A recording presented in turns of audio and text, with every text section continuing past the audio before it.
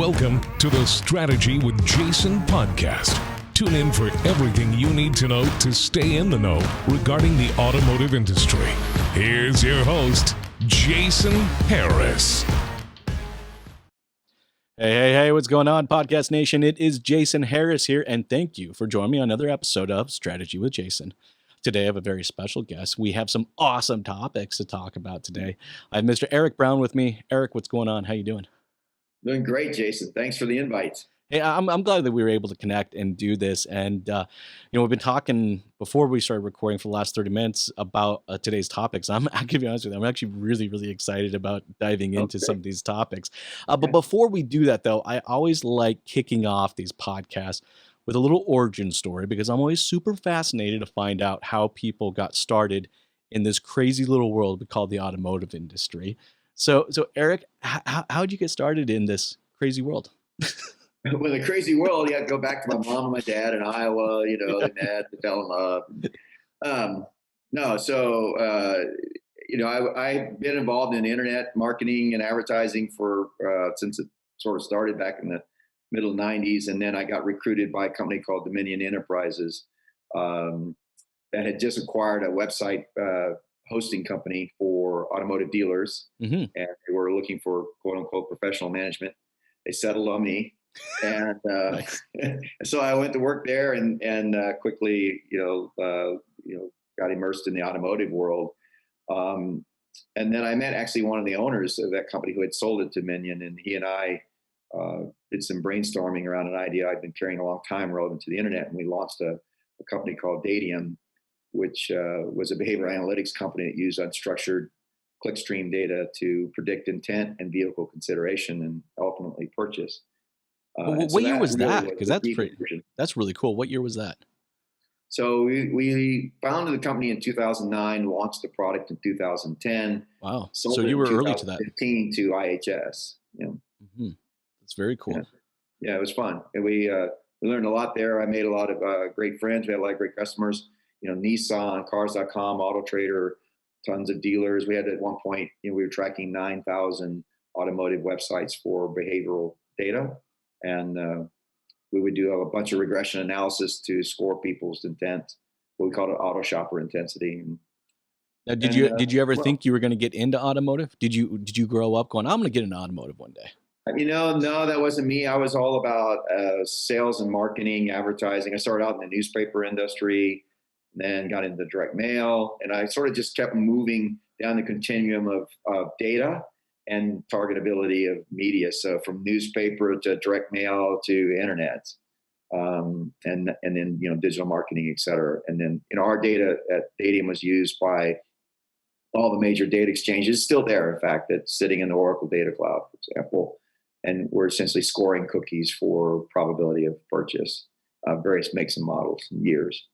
This is definitely one of those industries that once it's kind of in your blood, it is really difficult to get it out. So it doesn't surprise me that you stumbled your way in and then you stayed and you became a lifer, because I think for a lot of us, that's exactly what happened. I had absolutely no intention of getting into automotive. I was going to go off and do marketing. I was going to make the next bum. Like that's what my goal was. And I got sucked into a summer job selling cars, and then the rest is history. You just get it in you, and it's so hard to get out because it's such a fun business to be in, because it's so challenging from an operations perspective, from a marketing perspective, and then just how the marketing and the operations try to live together but challenge each other at the exact same time in this crazy ecosystem that we call a car dealership. And it's a fun place. And the funny thing is, there's a lot of things are changing on such a regular basis. In fact, that's actually one of our first topics today, and it's so timely right now because if you're watching or listening right now and you've logged into your ad manager account, and I don't care which ad account it is, you've been smacked across the face with big red banners that talks about the iOS 14 update and overall just the death of the cookie. These aren't chocolate chip cookies. These are cookies that those should never die, by the way. Those should never die. You know what? I'm actually not a cookie fan. Are you a cookie fan? I love cookies. Yeah. Cookies with ice cream on the side. Put those two things together, I'm done. Cookies and ice cream. I can deal with that. But you know what? Hey, Eric, for everybody out there watching and listening right now, and maybe don't know what kind of cookies we're talking about, can you explain a little bit by what we mean when we say the death of the cookie? Well, so so there's sort of the tactical efforts of people like Google and Apple, et cetera, and then there's the sort of the technical side of it, which means the third-party cookie particularly is going away in terms of our ability to track consumers from website to website. And so that's going to impact the targetability, the reliability of that targeting as well for a lot of ecosystems. And I'm sure everybody's seen, Mark Zuckerberg and Facebook, going after Apple for, killing the cookie in this update, the third-party cookie. Yes. And of course, sort of tactically, all the major platforms are trying to build their own walled gardens, which, I would too if I owned one of them. And I definitely think that's what Apple's doing. And why this is important to your car dealership is for most dealerships' websites, all right, roughly anywhere between 40 and sometimes up to 60% of your traffic is coming from a device like this. Yes. And in some cases, it can even be higher. All right. And the fact that Apple's come out and said that we cannot remarket to customers significantly impacts just kind of the fundamental marketing strategy as an industry that we've been executing on for the last, 15, 20 years almost, it feels like. I'm trying to think. Google AdWords, I started AdWords in 2004. So yeah, I guess it is almost 20 years. I mean, like we've relied on somebody coming to our website and then, remarketing to that customer in a very high frequency over a 30-day window of buy from me, buy from me, buy from me, buy from me. And what we're saying is that's dead, which brings some opportunities and some challenges. What opportunities and challenges do you see with the death of the cookie, Eric? Well, I think there's a broader trend that maybe the death of the cookie is symptomatic of, and that is this, what I talk about is the inversion of the internet, where we're going from an environment where the internet is used to navigate to content. Where we click on an ad and it takes us somewhere. We click on an ad and then we get to that somewhere and we have to find the content. In case of an automotive dealership site, I have to do the inventory search, and then I have to scroll a page, and then I have to find a car I like, and hopefully I scroll the page. Less than half the people do scroll, actually. And then I click on that car and I go through the content and all that stuff. So that's all navigation of content. And the internet's inverting to where our devices are essentially going to do that navigation for us, and they're going to curate that content back to us. So, simple illustrations of this are asking Siri to show you, delis near you. Well, it's curating content, across a pipe using APIs, and it's pulling that together, and it's customizing that content, curating it for you based on where you are. And over time, it gets more and more information. It'll start to rank even those delis based upon maybe your purchase history. And so the idea is that the internet's moved from websites hosted on private servers connected by links to a massive database in the cloud connected through APIs. And so now it's going to become, I think, more of a command and control environment where I command my devices to find information for me, or even as we move forward, my devices start to anticipate my needs and then begin to pull that content forward to me wherever I may be, even within, like with HTML5, even within an ad itself, sitting on CNN.com, for example, or Fox News, or wherever you may be, I can click a button and command that content to be, presented to me. And that's why we're seeing, this is why the death of the cookie is happening, because you kind of said it earlier, right? All these big players are creating their island, and they're putting their walls up. For the last 15 or 20 years, it's more been about the sharing of information and how we can kind of layer on top of each other. But now that's kind of going away, right? I mean, even right now, I talk to my friends, and it's like, for us, we're an Alexa family.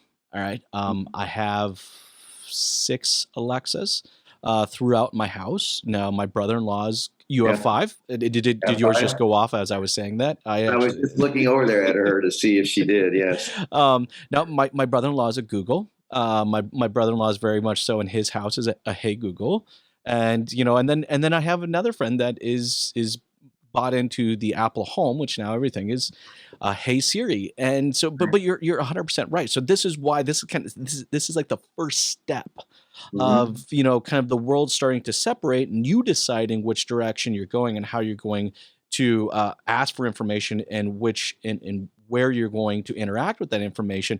But I think it's important that we kind of talk a little bit about kind of what this next subject is about, is why this is happening. And we talked a little bit about this earlier. The reason this is happening is because the consumer's demand for a shopping experience has fundamentally changed. It's not what we used to think it is, and as for I think for a lot of people watching, listening, it's probably not what you think it is now. Eric, I know you got some great insights on this. When I say the consumer demand for a shopping experience has changed, what's your gut reaction when I say that? Well, so the first thing I think of is the guiding principle of all adoption today, and that is convenience. It's I want what I want when I want it, and I want that to be faster every day. I have a son actually who works for Amazon, and he's been involved in, how do we get a product to a consumer on the same day they order it, right? And all of the logistics around, how many tubes of toothpaste do we put where, and what zip codes, and all those fun things. And I'm actually in a market where machine learning is allowing us to do that now. So consumers, like, it used to be 3 days was amazing. Now same day is, getting to be the expectation. So first off, it's convenience. Don't make me visit 28 websites over 90 to 110 days to find the car I want. I just want to ask somebody, and the other thing is, it's really sort of a self-fulfilling prophecy, this desire for convenience, because the other thing the internet has done is it made everything available to us. And all these sort of efficiencies, like we're seeing more and more car brands, and we're seeing electrification. And so now as a consumer, I'm overwhelmed with choices. So weirdly enough, my machines have provided so many choices to me. I now need my machines to manage the gateway between me and those choices, and make some of that, do some of that decisioning for me, make some of those choices for me based on what my machines have learned about me. No, and those machines are learning so much. What's funny is I really see this with my kids. All right. The way that they use Alexa and Siri is very, very different than the way I use it. And, they're relying on what the opinion of Alexa or the opinion of Siri heavily, right? I watched my son the other day, say, hey, Alexa, what's the fastest car in the world? And it came up with some random car. In fact, it's funny is I didn't even recognize the name of the car when it said it, and I was like, okay. So then I went and said, hey Siri, what's the safest car in the world? And Siri actually pulled up a series of articles around Volvo, and I was like, going, well, that's interesting. So but to your point, like, I see that that's how we are going. Sorry, I missed that. Oh, whoopsie. I'm good, Siri. Thank you. Actually, that's another funny thing. I'm forcing my kids to be polite to their devices. Oh, nice. I don't know if you've ever noticed that, but it's like we don't say thank you or we don't say please. And I always think it's kind of weird. And I see my kids engaging a lot with these devices so much that I started seeing a pattern in their own language efforts. And the words of kind of, thank you for that or please for this started going away. So I actually make them, when they talk to Alexa, say thank you. Or I say it too. Thank you, Alexa, or something like that. Anyways, I digress. But no, you're 100% right. Like our demand for a shopping experience is more of one around advice. Like give me the information I need. Okay. And I might have really 3 or 4 questions. All right. And then based on how that device or how that information has come back to me or what that information is, then I can kind of make the choice of what the next shopping experience is going to be. But I think this changes a lot of how a dealership kind of views the shopping experience. And I think there's some things that a dealership can be doing right now. Because I think when dealerships are listening and watching this right now, they're like, do I need to go hire someone to code an app for Alexa? What am I supposed to do right now? But I think there are some things we can do right now. What would you recommend, if there's a dealership out there watching and listening, they're shaking their head, they're agreeing with us, like how can a dealership start adjusting that customer shopping experience right now? Well, so a couple of things. One is to start thinking about it from the consumer's perspective. If you look at a dealership website, they're all oriented toward themselves, that they're asking consumers to do things that benefit them. So start to look at, are you providing content that engages the consumer in a way that's assisting them in discovery, not manipulating them in discovery. I'm trying to think of a good way to explain that. But we actually, we brought this up a little bit before we started recording, like digital retailing. Like right. Don't get me wrong. When I first heard of digital retailing coming out, I'm like, okay, this is cool. But then my very, very second thought, was buying. Did we skip the shopping experience altogether? It's like we did as an industry, we did skip that. And I know you had some thoughts on that too. Yeah, I think the digital retailing, to your point, when it first came out, I felt like it was sort of at the end of the process and we hadn't built trust yet. And here we're asking somebody on our website to give us all this personal information. And, we need to, get out front of that, if you will, and assist the consumer in discovering a vehicle that's right for them. And so you don't see a lot of tools other than make, model, price, make, model, years on our website. And we need tools that say, to ask the consumer questions and engage them, much like your salespeople would, or hopefully would. Unfortunately, I've seen a lot of that dialogue too. It doesn't always line up with what the consumer is hopeful for.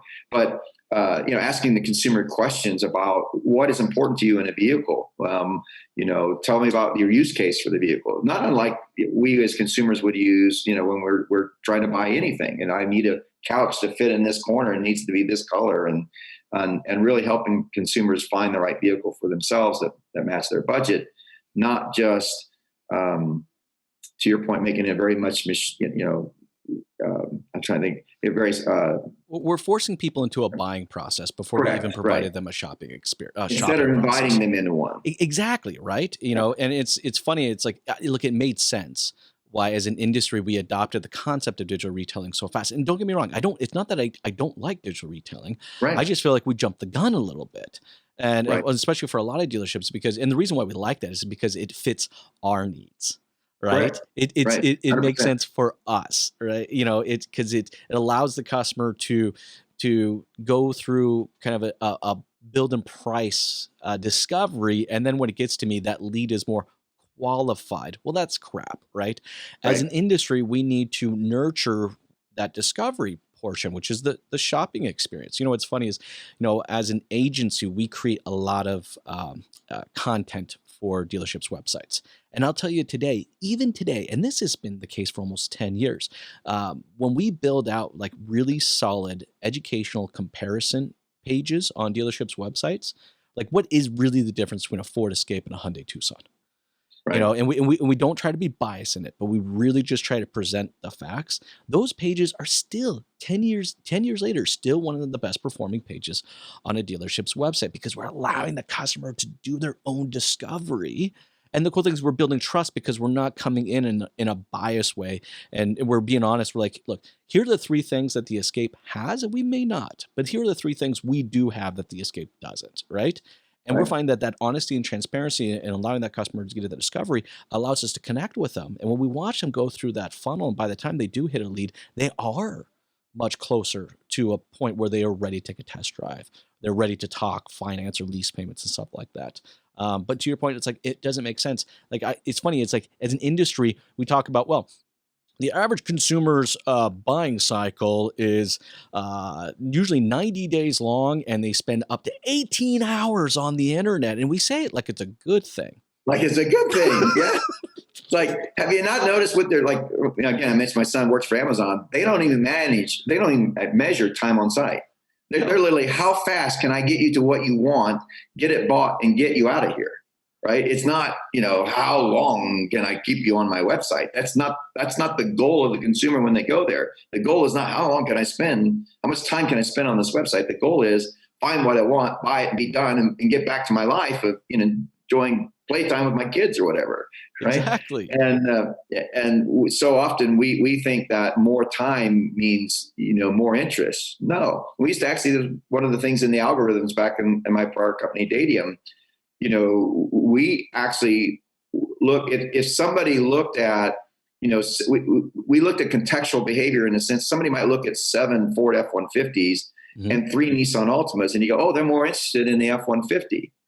Well, not necessarily. It could just mean they can't find what they want in the F-150, and so we would then look at other behaviors. Well, when did they look at that Titan versus the F-150? What other behaviors did they get pre-qualified on a Titan and not the F-150? So those other behaviors.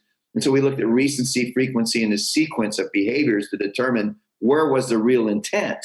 And it could actually be at the Titan, and they were fortunate enough to only have to look at 3 Titans to find the car, the vehicle they wanted. Or the F-150, they looked at 7 and gave up on it. Well, and that's so true. I mean, look, vehicles, vehicles used to have very singular audiences, right? Mm-hmm. Like, truck people bought trucks, right? That was it. That's not the case anymore. No. All right. High-level executives will go buy $100,000 trucks. All right. There are families out there that instead of buying a minivan, all right, a truck, depending on the options, can be more fuel efficient. So you're seeing more families buy trucks, right? Like there's that. See, that's what I think is really kind of interesting. Is, and to your point, as you were saying before, is that we're looking at this data and we're just assuming that this person is just pigeonholed into this one place, right? But that's not necessarily the case. They could be looking at a truck, a minivan, and an SUV as a family vehicle. And that's the way it is today. They used to be like that, right? And then when you start looking at SUVs, let's say I am someone who's looking for an SUV. Well, damn, you got to look at a lot of these manufacturers. They're building 9 different SUVs. Yes. They almost all look identical to me. I mean, what is this? Like, so like you have like a Nissan, right? They have the Qashqai, the Kicks, the Rogue, the Murano, the Pathfinder. I mean, yeah. And my point about all the options available to consumers. And then everything in between. Overwhelmed. Somebody help me, please. Right? 100%. We need a shopping experience. And I think if anybody's out there watching and listening to this, I think what Eric's has brought up and what we've been talking about so far is seriously take a look at your website. Understand that your website is not just a buying tool, but it is a shopping tool. And if you have not committed the time to create that kind of shopping discovery / research content on your site, then you're actually missing out on a pretty big opportunity to connect with some great customers out there. Now, kind of moving into our next subject, which I think is kind of just an extension of what we've been talking about so far, is we talked about this earlier, is this new one-to-one reality, or what I'm calling Internet 3.0, right? I think of Internet 1.0, it was just about the connection. All right, connecting devices from all around the world. And then Internet 2.0 was a lot about now the communication between all these devices, right? And now video and audio and all exactly video and audio, and it's just so it's all and then Internet 3.0, and we kind of touched on a little bit, is more of a one-to-one experience. I know you got some thoughts on this, so I'd love to kind of hear, when you hear that, how do you define, I guess, that one-to-one reality? So it's basically allowing the consumer to, push signals out that says, these are the things I'm interested in, and then having the experience at that point customized to them.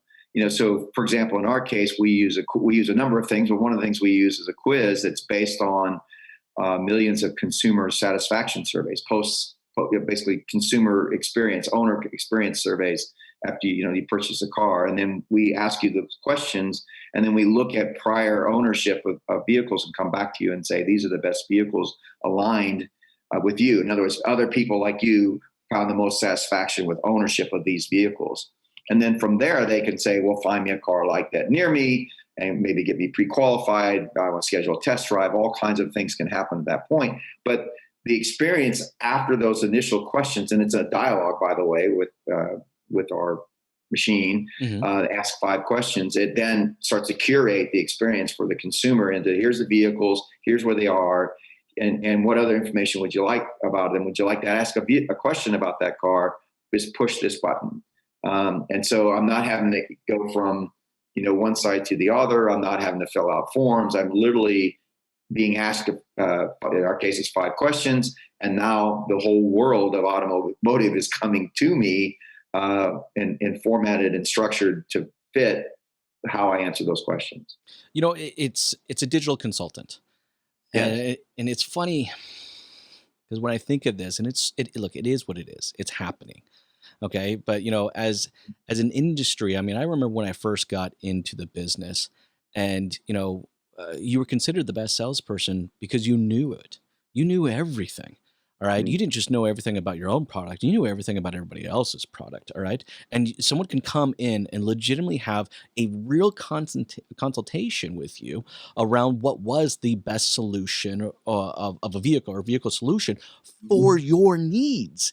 And I mean, I can't, the amount of time and training and coaching that I received to be that person, and also is one of the reasons why I kept those customers coming back to me for so many years and referring so much business was me, because I was that consultant.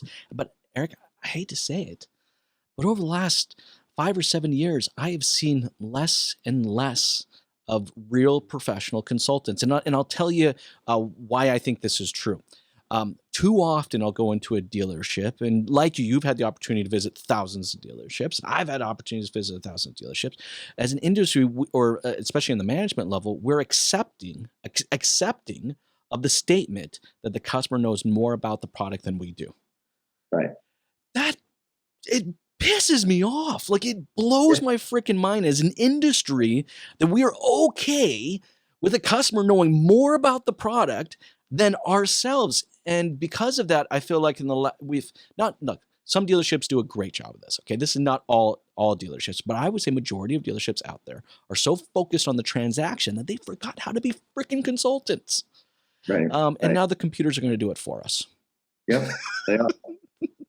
Yeah. Now, what does that look like? I'm just curious. How do you see that kind of playing out in the dealership environment? Because I think there are people listening, and they're agreeing with us, or they're not agreeing with us, one or the other. But how do you see that playing out in a dealership of kind of that digital consultant or that one-to-one reality? Well, I think you're going to see sort of more and more third-party incursion into the sales process. I just, because of the convenience. Mm-hmm. I, as a consumer, don't want to visit. One, they stopped visiting dealerships. Why? Because, I have the convenience of the internet to visit websites. Well, now I don't want to visit websites.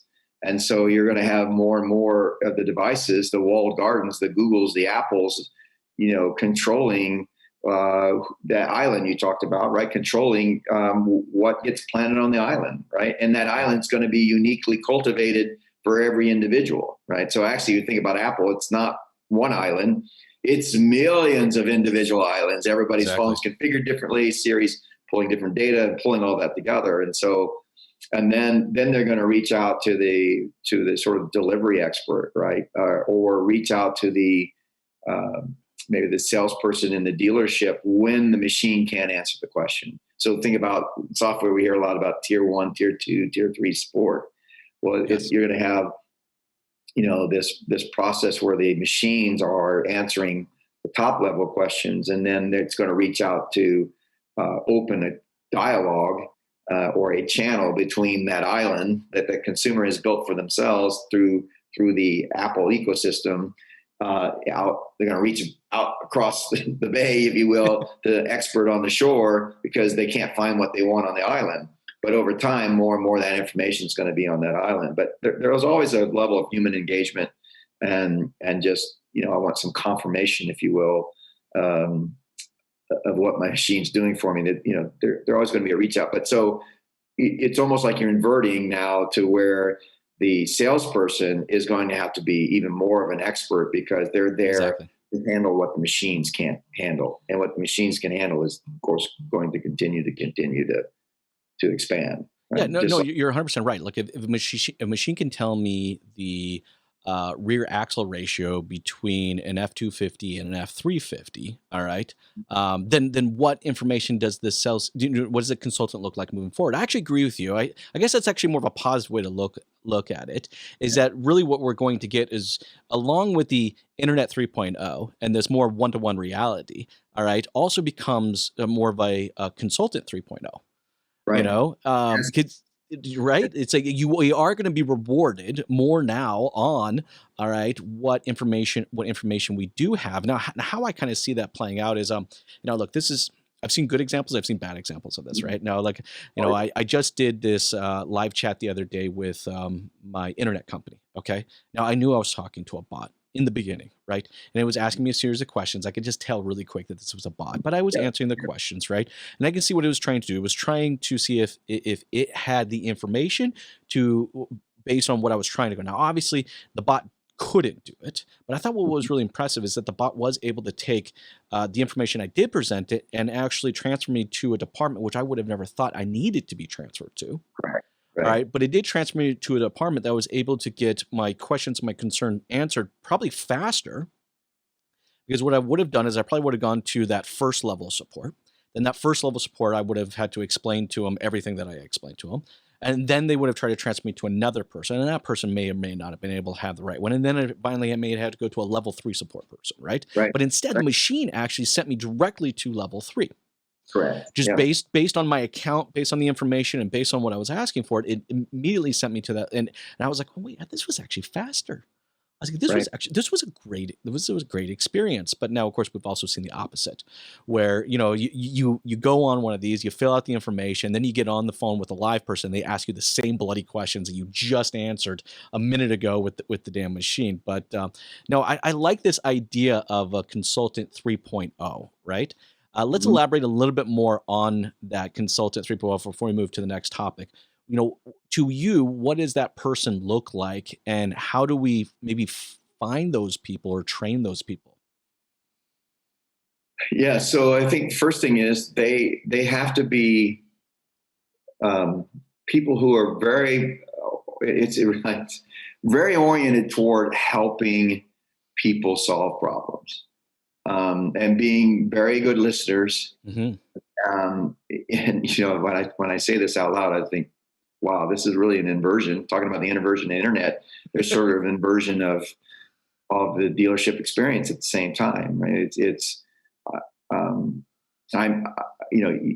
Consumers walked in, and with things like QR codes, et cetera, like you can physically transfer the online experience into a showroom, and that's actually something we use, a QR code. So when the consumer walks into the showroom, their entire online experience with your dealership is there with just the scanning of the QR code. And so at that point, then the salesperson can jump in and say, "Oh, I see this is the car you wanted. You've gotten pre-qualified. Here's your trade." All that information's there, and then their job is just to polish out the edges, right, around the corners. And bring the sale into a physical manifestation, essentially, of the digital experience the consumer had to that point.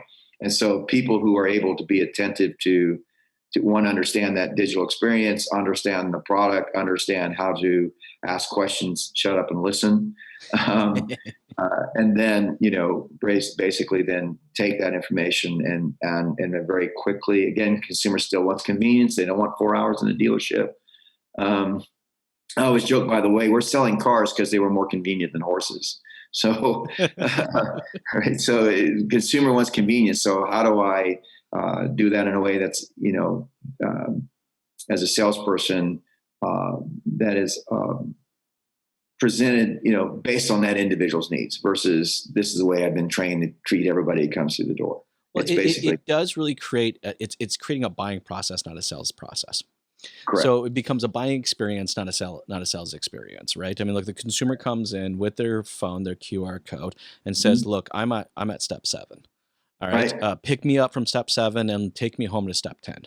That's what they're saying. Unfortunately, I still find a lot of dealerships are going, "Oh, you're at step 7, great. Let's go back to step 1." Yes. Kind of what I was talking about earlier, right? When I was talking about the bot or the machine, like I gave the machine all my information, and then I got on the phone with the person, and I repeat all the same information all over again, right? Yes. So no, I'm with you. I see that's exactly how I see the consultant 3.0 kind of playing out within it.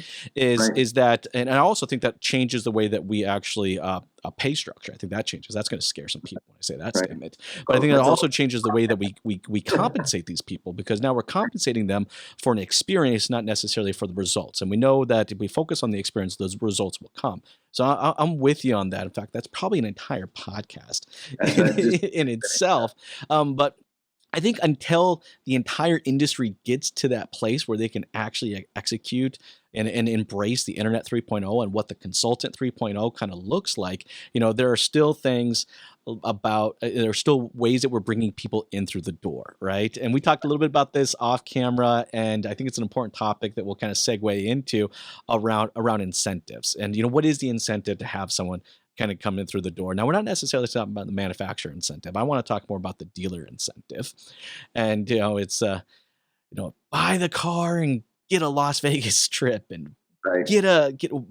come in for a test drive for a chance to win a 50-inch TV. I mean, I think we've tried everything, right? I mean, I was telling you an example earlier when we were off camera. I did a campaign for a dealership where it was buy a car and get a goat. And at least it was different. It was very unique, right? Now, from a disclaimer's perspective, the goat was actually a collaboration we did with World Vision, where we actually were donating goats on behalf of the people that were purchasing cars, and it was actually pretty fun. The creative was very funny. We had goats all over the dealers, or pictures of goats all over the dealerships. We had pictures of goats on the cars. We had a car stickered up with "Buy this and get a goat." So it was fun. But thinking back to that, there were still people that didn't necessarily quite connect, even with that fun message. And you guys are kind of doing a different twist on this, and I'd love to kind of dive a little deeper into this. When you hear dealer incentives, all right, you take kind of a different method or different kind of, I guess, approach. How do you guys approach the dealer incentive world?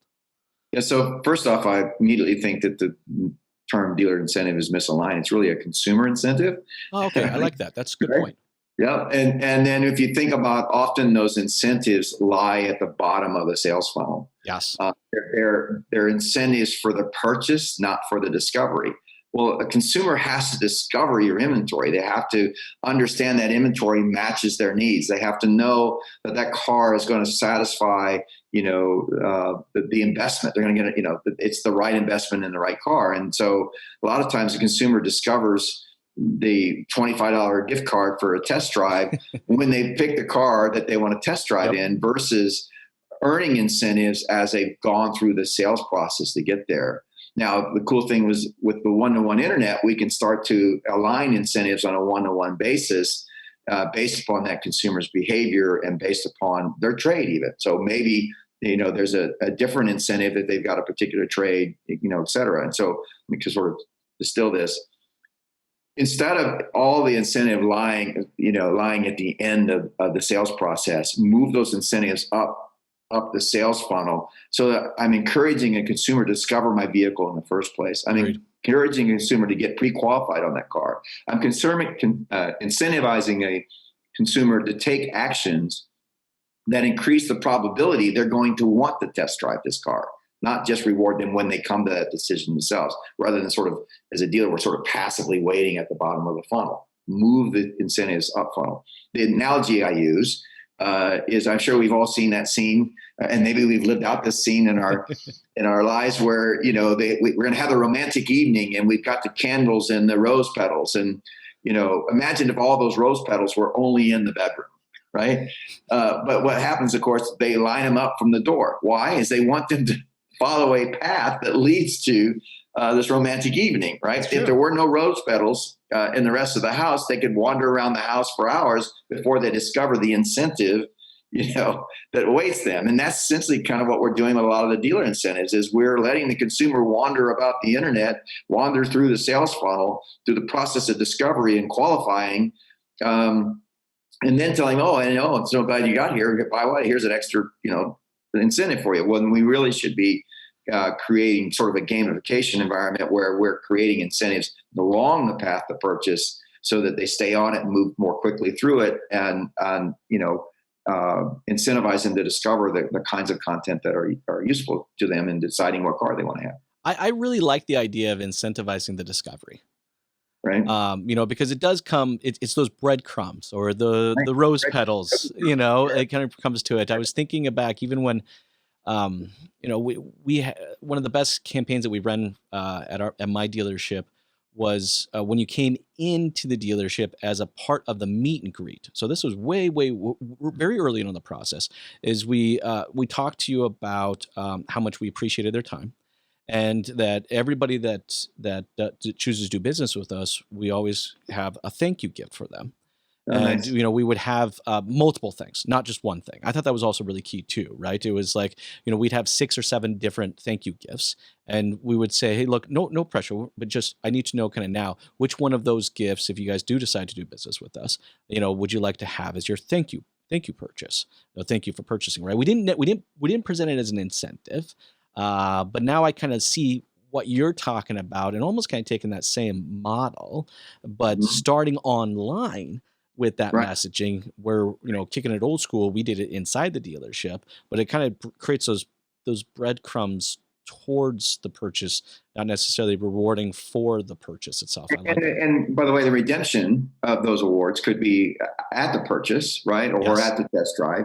But I'm essentially laying. It's almost like a video game. Like if you think Yeah. about video games, the way they're organized, right? You get to each level I and you got get a this little stage, something. I got the golden sword, and then I got the next stage, and I got the magic potion. Well, it's the same. They're incentivizing people to move through a process to get to, the end of the game. Well, that could be done in our environment, especially in this one-to-one world where I can lay incentives to say, watch this video, or maybe it's a research environment. Answer these 3 questions and earn an additional $5 toward a future test drive or a future purchase, right? Yes.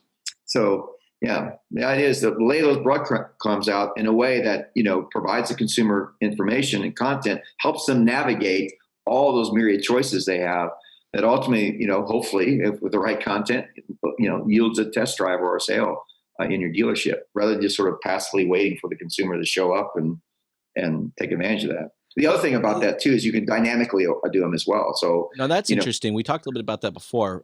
Go ahead and elaborate a little bit more on how we do that dynamically. And so a lot of the dealer incentives, just from an administrative standpoint, I think is why you see them, is that every car has the same incentive on it as far as a test drive and those kinds of things. Well, the car's been on your lot 120 days versus one that's been there 10 days, or the car that, is not as hot a vehicle in the marketplace as, say, maybe your F-150, doesn't require the same level of incentive for that test drive, if any, right? Sure. Plus just the market dynamics change. So one of the things we're getting ready to launch, for example, is share with me your test drive, or excuse me, share with me your trade information and unlock special pricing on this car. Because we do that every day. When people bring in different trades, we offer different prices. And so all that can be done digitally online, and you can use that sort of gamification to get information from the consumer, or get them into a process to buy your vehicle that's unique to them and unique to your particular market dynamics. And the cool thing is, this is not a foreign concept to us, right? No. All right, we do this after the purchase happens, right? There are dealerships that have done phenomenal at executing great loyalty programs, which is really just kind of a breadcrumb, or kind of a gamification of Right. Of your loyalty, of rewarding you for your consistent loyalty, right? It's like, but every company does this, right? I go in, I have my Air Miles card, and they ask me for it, right?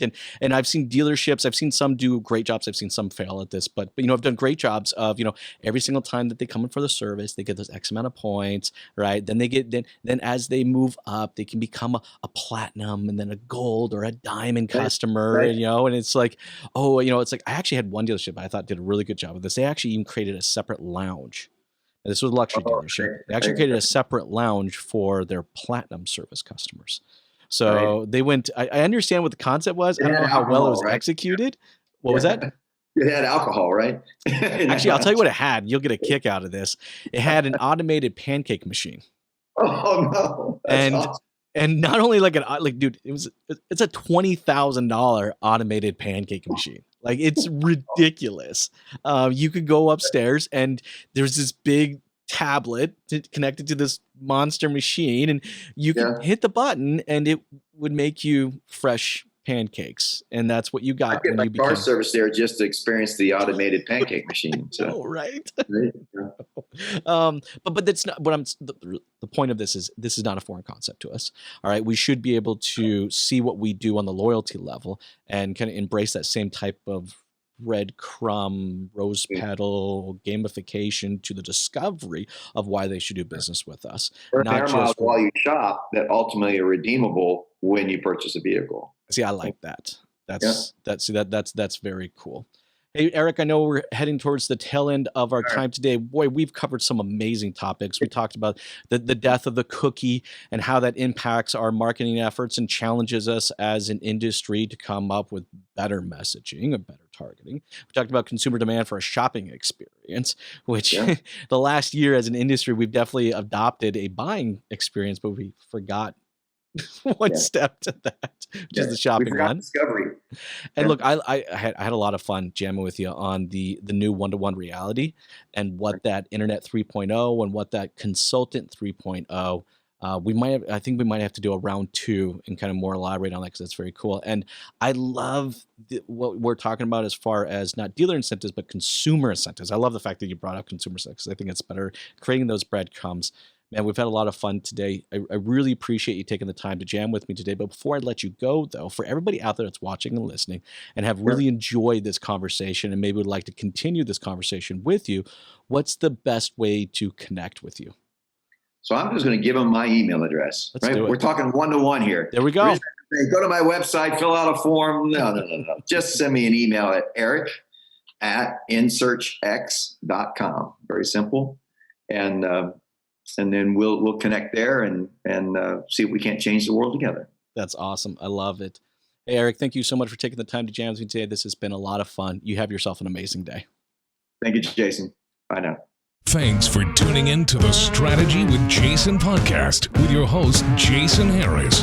Don't want to miss new content? Be sure to check out the full podcast library at strategywithjason.com to stay in the know. Remember to like, comment, and subscribe. Happy podcasting.